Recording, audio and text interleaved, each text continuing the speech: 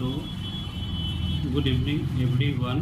आज हम लोग डिप्रेशंस के बारे में जानेंगे, क्योंकि आज कल देखा जाए तो सबसे अधिक कोरोना के समय में बहुत से लोग या तो बिजनेस लॉस हो गया या नौकरी छूट गई, जॉब छूट गए, तो उसके वजह से लोग डिप्रेशन में चले गए।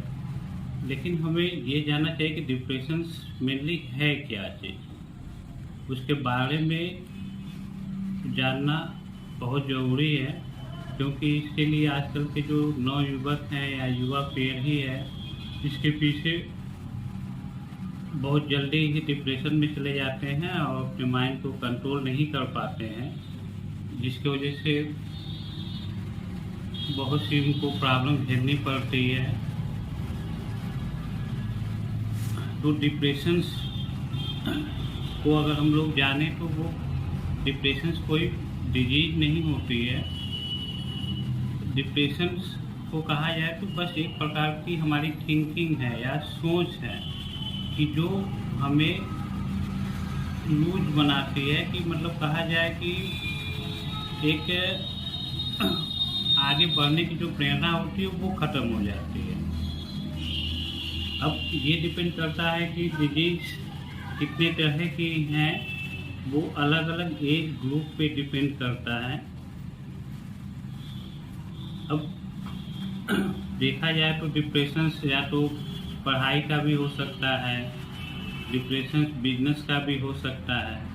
तो डिपेंड ये करता है कि हम किस एज ग्रुप में हैं। जैसे अगर यंग एज ग्रुप में है तो डिप्रेशन कहा जाए तो बच्चे हैं, प्यार में धोखा खा गए, तो वो ये सोच लेते हैं कि अब मेरे जीवन में कुछ है नहीं। तो ये ऐसा नहीं उनको सोचना चाहिए, क्योंकि ऐसा सोचेंगे तो वो डिप्रेशन में जाते हैं और फिर वो ना उनका रीडिंग में मन लगता है, ना किसी बिजनेस में वो काम कर पाएंगे और ना कहीं पे भी कोई टीचिंग का वर्क कर पाएंगे। उनको ये सोचना चाहिए कि ये सब चीज़ें केवल एक दिल को सांत्वना देने के लिए होती है। ऐसा उनके माइंड को अपना खुद सेटअप करना चाहिए। अरे भाई, किसी से आदमी अगर मान लीजिए लव करता है या प्यार करता है तो वो कुछ दिनों का अट्रैक्शन होता है, फिर उसके बाद वो अट्रैक्शन धीरे धीरे ख़त्म हो जाती है। तो उस पर कोई विशेष ध्यान नहीं देना चाहिए। दूसरा है पढ़ाई का।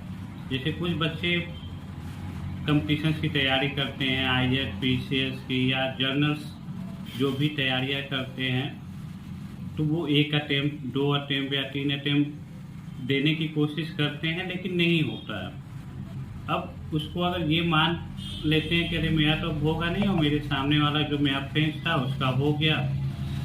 अब ये जो थिंक होती है, सोच होती है, वो उनके माइंड में एक जहर का काम करती है, जिससे वो डिप्रेशन में चले जाते हैं। तो ऐसे बच्चों को चाहिए कि वो सोचे कि भाई हमें ट्राई कर रहे हैं, आज नहीं तो कल होगा।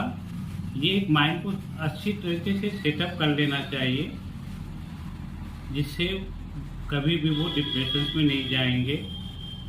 तीसरी चीज़ आती है बिजनेसमैन।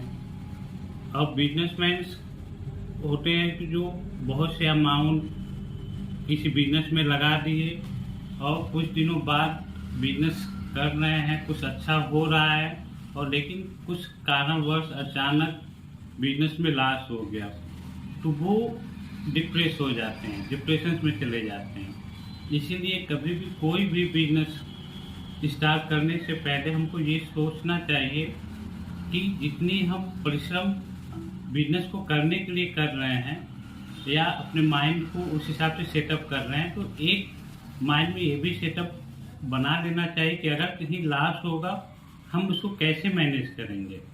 ये नहीं सोचना चाहिए कि भाई लॉस हो जाएगा तो हम बर्बाद हो जाएंगे।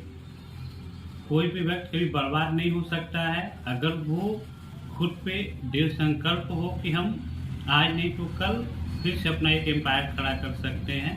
तो ये ठीक होना चाहिए। यही कुछ कारण है।